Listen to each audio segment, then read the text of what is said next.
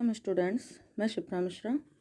आज आपके first paper में उसके 4th यूनिट में महात्मा गांधी, जैसा कि इस टॉपिक को हम 2 सेशन ले चुके हैं। नेक्स्ट है आपका basic education of Mahatma Gandhi. इस पर आज आपने विचार प्रस्तुत करूँगी। सबसे पहली बात है कि बेसिक शिक्षा क्या है। What is the basic education. इसको नई तालीम, वर्धा योजना या बुनियादी शिक्षा के नाम से भी जानते हैं। और बेसिक शिक्षा जो योजना है ये 1937 में गांधी जी ने वर्धा एक जगह है वहाँ पर एक मारवाड़ी हाई स्कूल में कोई रजत जयंती समारोह होना था और उस टाइम पे all India national education conference का आयोजन किया गया, जिसे वर्धा एजुकेशन कॉन्फ्रेंस भी कहा गया। इस सम्मेलन में देश के बहुत सारे विभिन्न भागों से विशेषज्ञ, एक्सपर्ट, कुछ समाज सुधारक लोगों ने आमंत्रित किया गया था। वहाँ पे गांधी जी भी इसके सभापति के पद पर थे और कुछ शिक्षा संबंधी विचार योजना रखी गई, जिसमें उन्हीं प्रस्तावों के आधार पर एक पाठ्यक्रम तैयार करने की समिति नियुक्त की गई। और इस समिति के अध्यक्ष थे डॉक्टर जाकिर हुसैन, जिसको डॉक्टर जाकिर हुसैन समिति भी कहा गया। और इसी समिति ने दिसंबर 1937 में और अप्रैल 1938 में 2 रिपोर्टें प्रस्तुत की, जिसमें कि मतलब बेसिक एजुकेशन का उन्होंने पूरा कॉन्सेप्ट रखा। अब हम इसके बेसिक जो एजुकेशन है उसका जो उन्होंने ड्राफ्ट तैयार किया उसके बारे में जानते हैं। पहली बात तो है कि उन्होंने कहा कि प्राइमरी एजुकेशन जो है वो फ्री और कंपलसरी होना चाहिए 7 to 14 ईयर्स के लिए, और जो शिक्षा का माध्यम है वो मातृभाषा में होना चाहिए, और एजुकेशन जो है वो कहीं ना कहीं हैंडीक्राफ्ट बेस्ड होनी चाहिए या कॉटेज इंडस्ट्री टाइप बेस्ड होनी चाहिए। मीन्स कहीं ना कहीं कुछ करके सीखने वाली उसमें बात हो। और जो शिक्षा का प्रणाली उन्होंने बनाया है उसमें ज़्यादा से ज़्यादा हैंडीक्राफ्ट को उन्होंने उसकी योग्यता के आधार पे, बच्चे की योग्यता के आधार पे डिवाइड किया है कि कैसे वो कितनी उसकी योग्यता है, कैसे वो उन चीज़ों को सीख सकता है। और साथ ही उसके अंदर स्वावलंबन और श्रम करने की आदत भी पड़ेगी। यानी इस योजना के तहत, बेसिक योजना के तहत कहीं ना कहीं श्रम के महत्व को भी एक्सेप्ट किया गया। और इसमें सोशल, कहीं ना कहीं सोशली एक आपस में सामंजस्य का, कोऑर्डिनेशन का डेवलपमेंट भी होगा। लेकिन मेन पॉइंट्स जो इसके हैं वो यही हैं कि पहले 7 से 14 वर्ष तक के लिए बालक के लिए अनिवार्य निःशुल्क शिक्षा का मातृभाषा हिंदी माध्यम हो, और शिक्षा जो है हस्तशिल्प केंद्रित हो, और वो क्या कहते हैं सत्य और अहिंसा पर आधारित हो, और स्वावलंबन की भावना को जगाने वाली हो। अब हम देखते हैं इसके जो मूलभूत सिद्धांत हैं, जो बेसिक प्रिंसिपल्स हैं। पहला है principle of making education compulsory and free, शिक्षा को अनिवार्य एवं निःशुल्क बनाने का सिद्धांत। जैसा कि हमने आपको बताया कि इसका सबसे पहला ही पॉइंट ही यही है कि राज्य को चाहिए कि वह 7 से 14 वर्ष के लिए बच्चों के लिए अनिवार्य और निःशुल्क शिक्षा की व्यवस्था करे। सेकेंड है principle of making education self supporting, शिक्षा को आत्मनिर्भर बनाने का सिद्धांत। यानी कि जो भी व्यवस्था है वो पूरी तरह से अनिवार्य निःशुल्क तो हो ही, साथ में उन्होंने स्कूलों में जो भी हस्तशिल्प की शिक्षा जो है वो अनिवार्य रूप से दी जानी चाहिए, ताकि बच्चों में अपने आप से काम करने का और उनमें आत्मनिर्भर होने की भावना का उदय हो। और साथ में जो बच्चे सामान बनाएंगे, जो चीज़ें करेंगे, उनसे कहीं ना कहीं उनको रोजगार भी, अवसर भी प्राप्त होंगे। Principle of truth, non violence and Sarvodaya.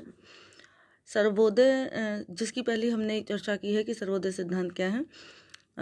Sarvodaya का यहाँ मतलब है कि सभी प्रकार से सबका कल्याण हो, सबका मंगल हो, सबकी बढ़ोतरी हो, कोई भी तरीके का एक तरीके का वर्ग विहीन समाज, यानी कहीं कोई डिफरेंस नहीं होना चाहिए, सभी लोगों को सारे राइट्स मिलने चाहिए। तो शिक्षा के सिद्धांत जो हैं उसमें कोई छोटे बड़े का भेद नहीं होगा, किसी प्रकार का कोई शोषण नहीं होगा, सबके उत्थान के अवसर उसमें दिए जाएंगे। नेक्स्ट है आपका principle of correlation of education with life, शिक्षा को जीवन से जोड़ने का सिद्धांत, यानी कि जो अंग्रेजी शिक्षा थी उस समय की, उसका रियल लाइफ से कोई भी कनेक्शन नहीं था, और ऐसी शिक्षा होनी चाहिए जो रियल लाइफ से, नेचर से, सोशली इन्वायरमेंट से कहीं ना कहीं कनेक्टेड हो और साथ में ही उसको इस्टेब्लिश भी करती हो। नेक्स्ट है principle of making mother tongue as a medium of education, शिक्षा का माध्यम जो है वो मातृभाषा बनाने पर बहुत जोर दिया, क्योंकि उस समय का जो एटमॉस्फेयर था वहाँ पर वैसे भी अंग्रेज़ों का बहुत ज़्यादा कहीं ना कहीं दुष्प्रभाव दिखाई पड़ रहा था, बहुत ही अधिक अंग्रेजी का महत्व था। तो उन्होंने बेसिक शिक्षा में मातृभाषा जो है वो माध्यम जो है हिंदी को ही बनाया कि, और हिंदी के माध्यम से, मातृभाषा के माध्यम से, या जिस भी स्टेट की जो एक अपनी भाषा है उसमें उसका स्थान दिया गया। नेक्स्ट है principle of developing knowledge as unit, principle of basing education on handicrafts, यानी शिक्षा को जो है उसमें कहीं ना कहीं हस्तकौशल केंद्रित बनाने का सिद्धांत दिया गया। उसमें उनका जो मकसद था वो यही था कि कहीं ना कहीं जो भी बच्चे मेहनत करेंगे, जो चीज़ सामान बनाएंगे, वो चीज़ सामान को कहीं ना कहीं अगर उनके लाइफ में उनके उसको भी सेल्फ सपोर्ट भी करेगा, साथ में वोकेशनली भी उन्हें कहीं एडजस्ट करेगा। तो क्योंकि वो एक तरीके से एक ऐसा समाज चाहते थे जिसमें सभी लोग राइज करें, सभी लोगों का डेवलपमेंट हो, तो वो एक ऐसी हैंडीक्राफ्ट हस्तकौशल शिक्षा पर उन्होंने बहुत अधिक फोर्स किया। Principle of developing knowledge as a unit, ज्ञान को एक इकाई के रूप में विकसित करने का सिद्धांत। इसका क्या है कि अगर वो ये चाहते हैं कि जो भी विषय पढ़ाए जा रहे हैं, जो भी क्रिया की जा रही है, जो भी कुछ सिखाया जा रहा है, वो सब चीज़ें प्रेजेंट टाइम की रिक्वायरमेंट के अकॉर्डिंग हो, यानी कि वास्तविक जीवन के लिए उन्हें उसे तैयार किया जा सकता हो। तो उन्होंने सारे शिक्षण को एक तरह से एक कोरिलेशन मेथड को ही जन्म दिया कि किस तरह से सारी चीज़ें कनेक्ट करके पढ़ाई जाएं जो एक दूसरे को कहीं ना कहीं सपोर्ट भी करती हों। अब एम्स ऑफ बेसिक एजुकेशन, सबसे पहला क्या है, फिजिकल एंड मेंटल डेवलपमेंट। अब इसमें हम बहुत सारे पढ़ते हैं, शारीरिक और मानसिक विकास, establishment of Sarvodaya society, Sarvodaya समाज की स्थापना, कल्चरल डेवलपमेंट, सांस्कृतिक विकास, कैरेक्टर एंड मोरल डेवलपमेंट, चारित्रिक एवं नैतिक विकास, वोकेशनल डेवलपमेंट, व्यावसायिक विकास, डेवलपमेंट ऑफ सिटीजनशिप, नागरिकता का विकास, स्पिरिचुअल डेवलपमेंट, आध्यात्मिक विकास।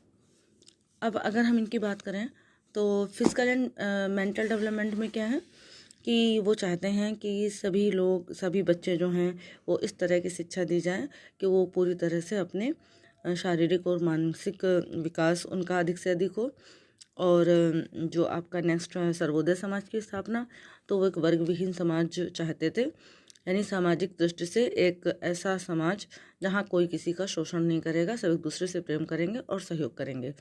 सांस्कृतिक विकास की जहाँ तक बात करें तो वो हर स्थिति में चाहते थे, जो पाश्चात्य संस्कृति है वो बहुत अधिक फैल रही है, बहुत अधिक अपने दूसरी पीढ़ी में भी जा रही है, तो ऐसा ना हो कि हम अपनी संस्कृति से अनभिज्ञ हो जाएं या हम अपनी संस्कृति की जड़ों से कट जाएं।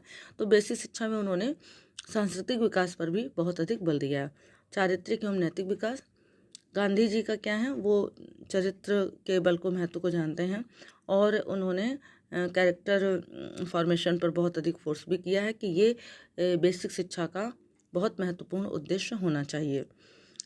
फिर है आपका व्यावसायिक शिक्षा, वोकेशनल डेवलपमेंट, बच्चों को इस तरह की शिक्षा दी जाए जिसमें से वो कुछ न कुछ हस्तकौशल सिखाए जाएं कि उनसे वो 4 पैसे कमा सकें, उद्योग धंधे अपना सकें और कहीं ना कहीं वो अपने लिए फाइनेंशियली अपने आप को इस्टेब्लिश करने में समर्थ हो सकें। नेक्स्ट है डेवलपमेंट ऑफ सिटीजनशिप, नागरिकता का विकास। राष्ट्र की दृष्टि से व्यक्ति नागरिक कहा जाता है और किसी भी राष्ट्र के नागरिकों के लिए आवश्यक है कि वह राष्ट्र के सभी नियमों को पालन करे उनके अधिकारों की, अपने अधिकारों की रक्षा करे, अपने कर्तव्यों का पालन करे। तो एक तरह से ना बेसिक शिक्षा योजना जो थी, बेसिक एजुकेशन थी, उसमें राष्ट्रीय शिक्षा योजना इसका होना अति आवश्यक है। ये बहुत महत्वपूर्ण उद्देश्य है कि हमें अपने अधिकारों का और अपने कर्तव्यों को पालन करने के प्रति हमें वफादार होना चाहिए। स्पिरिचुअल डेवलपमेंट, यहाँ पे गांधी जी चाहते हैं, जैसा उन्होंने पहले भी कहा है, कि शिक्षा से मेरा तात्पर्य बालक और मनुष्य के शरीर, मन और आत्मा के सर्वांगीण और सर्वोत्कृष्ट विकास से है। यानी कि वो सभी प्रकार का विकास चाहते हैं। वो शिक्षा में आध्यात्मिक विकास चाहते हैं, मतलब वो किसी प्रकार के धर्म के लिए नहीं, बल्कि समभाव, सबके प्रति प्रेम, ऐसी भावना का विकास करना चाहते हैं। नेक्स्ट है आपका बेसिक शिक्षा की पाठ्यचर्या, करिकुलम ऑफ बेसिक एजुकेशन। इसमें उन्होंने जो भी अपने शिक्षा के उद्देश्य रखे थे उसके हिसाब से उन्होंने पाठ्यक्रम को बनाया, जिसमें कि हैंडीक्राफ्ट एंड इंडस्ट्री, हस्तकौशल और उद्योग को बहुत अधिक महत्व दिया, जिसमें से कताई, बुनाई, बागवानी और बहुत सारे और जो काम है, मिट्टी के खिलौने बनाना, मछली पालना आदि बहुत सारे, जहाँ उद्योग धंधे और कुछ न कुछ हस्तकौशल से रिलेटेड हैं। फिर है सेकंड है मातृभाषा, शिक्षा उन्होंने मातृभाषा के माध्यम से दिए जाने की कोशिश की है। थर्ड है आपका हिंदुस्तानी फॉर नॉन हिंदी स्टूडेंट्स, यानी हिंदुस्तानी भाषा जिनकी मातृभाषा हिंदी नहीं है वो भी हिंदुस्तानी भाषा में कहीं ना कहीं अपना उसको उन्होंने मेन इम्पोर्टेंट दिया है। और एक तरह की प्रैक्टिकल मैथमेटिक्स, व्यवहारिक गणित, जैसे कि नापतोल करना, अंक गणित, बीज गणित, रेखा गणित, ये सारे विषय सम्मिलित किए। और सोशल सब्जेक्ट्स में क्या है, हिस्ट्री, ज्योग्राफी और सोशल साइंस। सामान्य विज्ञान में, सोशल साइंस में कहीं botany, zoology, chemistry, physics. General science में आपके ये सारे सब्जेक्ट्स, फिर music, drawing and last one moral education. इन्होंने अपने जो बनाया हुआ था टाइम टेबल, उसमें इन्होंने इंग्लिश को सम्मिलित नहीं किया था, अंग्रेजी भाषा को बिल्कुल भी महत्व नहीं दिया था और धार्मिक शिक्षा को भी कोई महत्व नहीं दिया था। जो ये सबसे पहले इनका जो समय सारणी बनी थी वो बेसिकली 5 घंटे 30 मिनट की थी। बाद में उस टाइम को चेंज किया गया और फाइनली वो 3 घंटे 20 मिनट का फिर टाइम टेबल बनाया गया। Merits of basic education. अब हमको देखना है कि ये बुनियादी शिक्षा के कौन कौन से गुण हैं और कौन कौन से उसके दोष हैं। पहले हम बात करेंगे उनकी मेरिट्स की। सबसे पहला है सेल्फ डिपेंडेंट प्लान, आत्मनिर्भर योजना। जैसा कि हम आपको पहले बता चुके हैं कि उन्होंने ये जो शिक्षा है हस्तकौशल पर बहुत ज़्यादा फोकस किया है, क्योंकि वो चाहते थे कि शिक्षा ऐसी हो जो कहीं ना कहीं अपने पैरों पर खड़ा करती हो और उससे उद्योग धंधे भी डाले जा सकें और स्कूलों का व्यय भी निकालने में आसानी हो। नेक्स्ट है emphasis on all round development of man, मनुष्य के सर्वांगीण विकास पर बल। उन्होंने बेसिक एजुकेशन के जो एम्स लिए वो यही हैं, mental development, social development, cultural development, यानी ऑल ओवर डेवलपमेंट। ठीक है। नेक्स्ट है प्रिपरेशन ऑफ रियल लाइफ, वास्तविक जीवन की तैयारी। चूँकि ये माना जाता है कि भारत देश एक तरह से कृषि प्रधान देश है, तो यहाँ पे जितने भी ग्रामीण क्षेत्रों में जो भी हस्तकौशल संबंधित उन्होंने योजनाएं बनाई, कताई, बुनाई आदि की, उसकी शिक्षा की उन्होंने उचित व्यवस्था दी जानी उचित समझा, जिससे वो कहीं ना कहीं अपनी जीविका कमा सकें। फिर है बेसिक करिकुलम फॉर इंडियंस, भारतीयों के लिए आधारभूत पाठ्यचर्या। उसमें बेसिक शिक्षा भारतीयों के लिए वास्तविक जीवन से संबंधित है और इसके लिए मनुष्य का सर्वांगीण विकास के लिए सामाजिक क्रियाओं को भी पूरा स्थान दिया गया और इसमें हिंदुस्तानी को पूरे देश के बच्चों के लिए अनिवार्य किया गया। नेक्स्ट है आपका एलिमिनेशन ऑफ क्लास डिस्क्रिमिनेशन, वर्ग भेद की समाप्ति। जैसे कि अपने देश में धर्म जाति के आधार पर शिक्षा का ऐसा कोई वर्ग नहीं है, तो बेसिक शिक्षा में क्या माना गया कि सभी को समान शिक्षा मिले, सबको समान सेवा की व्यवस्था की गई और वर्ग भेद पूरी तरह से इससे समाप्त करने की कोशिश की गई। नेक्स्ट है आपका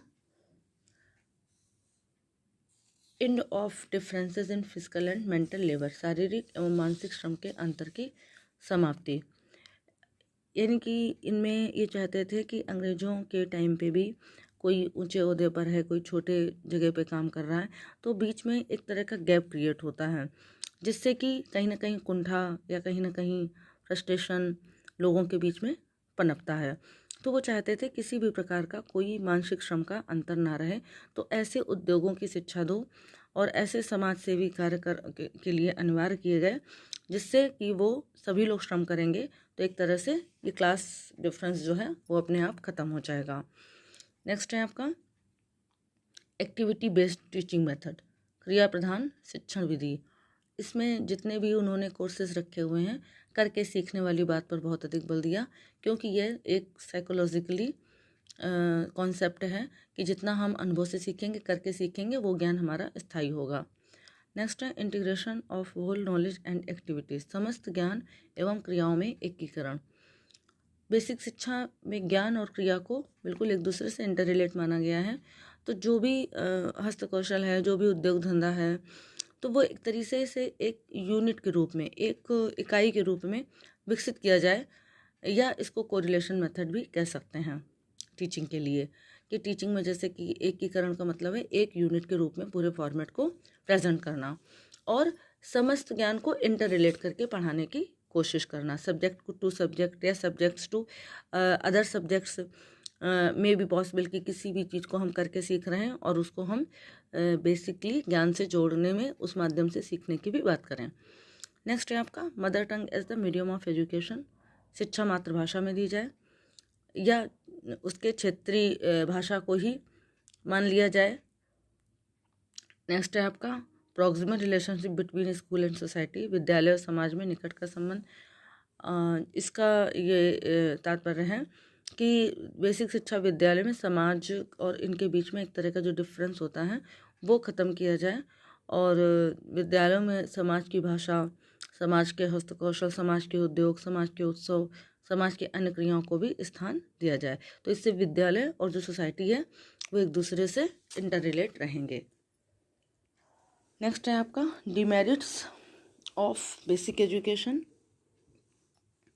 सबसे पहले है इनकम्प्लीट प्लान, अपूर्ण योजना।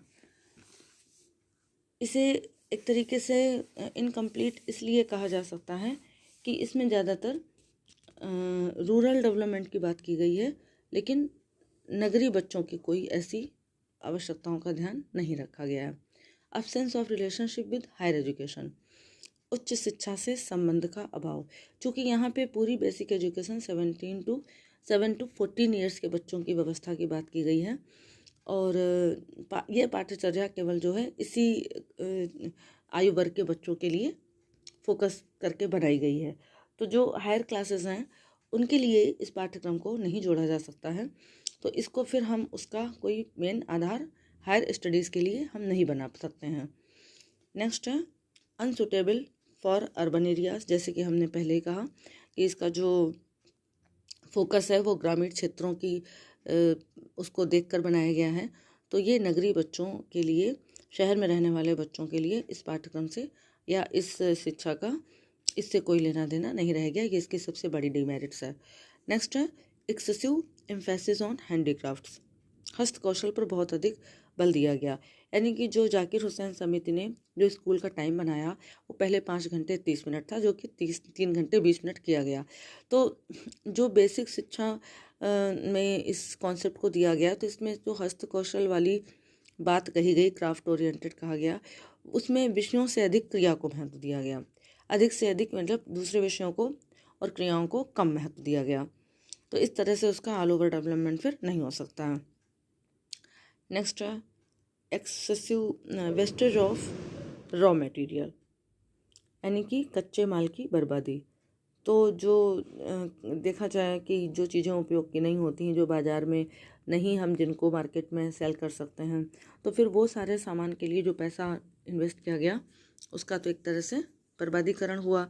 तो इससे कहीं ना कहीं हमें ये समझ में आता है कि छोटे बच्चों से जो भी काम के लिए हम उम्मीद कर रहे हैं कि वो जॉब करेंगे या कुछ खिलौने बेचेंगे, उससे कुछ काम निकलेगा, तो ज़रूरी नहीं है कि वो सारी चीज़ें सक्सेस हों। तो इस तरह से फिर रॉ मटेरियल का वेस्टेज ही हो गया। नेक्स्ट है misuse of time and energy. जो प्राथमिक स्तर पर बच्चों को हस्तकौशल की दक्षता प्रदान करना है वो एग्जैक्टली पॉसिबल नहीं है। तो फिर उसमें उसके लिए जितना भी टाइम दिया गया, कहीं ना कहीं वो समय की बर्बादी ही सिद्ध हुआ। अननेचुरल टीचिंग मेथड, शिक्षण विधि अस्वाभाविक, क्योंकि छोटे बच्चों से साइकोलॉजिकली इस कॉन्सेप्ट का बहुत मुश्किल है कि वो सारी चीज़ों को स्वाभाविक रूप से कोरिलेट करके समझ सकें या उनको कोरिलेट करके पढ़ सकें। तो जो पाठ्यचर्या बनाई गई, जो काम सीखने हैं उसमें जो एकीकरण इंटीग्रेशन की बात की गई, वो एग्जैक्टली छोटे बच्चों के लिए संभव नहीं था। ऑर्डिनरी टीचिंग इम्पॉसिबल, श्रृंखलाबद्ध शिक्षण असंभव। यही बात है जो हमने अभी ऊपर कही कि पाठ्यचर्या के जो विषय हैं और जो क्रियाएं हैं उनको एक साथ समन्वित रूप में पढ़ाना बहुत मुश्किल है। इसलिए छोटे बच्चों के लिए कोरिलेशन मेथड से टीचिंग नहीं की जा सकती है। एब्सेंस ऑफ रिलीजियस एजुकेशन, धार्मिक शिक्षा का अभाव। बेसिक शिक्षा में उन्होंने धर्म की शिक्षा पर कोई भी महत्व नहीं दिया है और ना ही उन्होंने इंग्लिश को जरा सा भी कहीं स्थान दिया है। और वैसे भी ज़रूरी नहीं है कि हम धार्मिक शिक्षा दे रहे हैं तो उसमें कोई गलत बात ही उनको समझाई जाए या बताई जाए। कहीं ना कहीं मूल्यों पर भी हम बात करते हैं जब हम कहीं रिलीजन की बात करते हैं। इस तरह से ये मान सकते हैं कि महात्मा गांधी की जो बेसिक एजुकेशन थी वो एक तरह से महत्वपूर्ण रोल प्ले करती है। जिस समय भारत बहुत अधिक निर्धनता से, भुखमरी से, बेरोजगारी से, परेशानी के समय पे गुजर रहा था, लेकिन जैसे ही स्वतंत्रता मिली और समय थोड़ा बदला तो ये शिक्षा समय के साथ में पूर्ण रूप से खरी नहीं उतरती है।